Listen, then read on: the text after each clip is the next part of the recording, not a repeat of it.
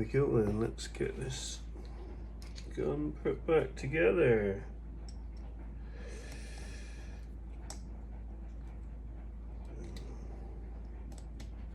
Bit of Loctite on these, on the reed valve cover, just so they don't vibrate out with all the shots. Do that one up. Where's my oil? Where's my oil? There it is.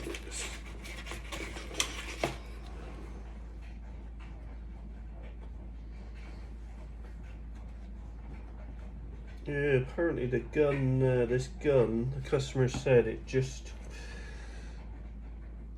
was banging, but the pin wasn't shooting out. So I would say that's got to be something to do with having two reed valves, but why it lasted for so long. And somebody else has already looked at this one apparently. So whoop, there you go. Who knows?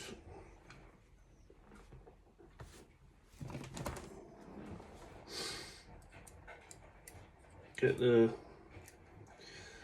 retaining circlip in the back of the pot where the piston sits, so that when the piston gets drawn back it doesn't shoot right out the back. The gap on these here piston rings were all but together, you know, all but in line. So what I do is I line one up with there, one up with there, and then I've got a habit of just gripping them both and giving them a twist to make sure they all spread around. So that one there's ready. A bit of oil in here. A little bit around there. Put that one to one side. Right, let's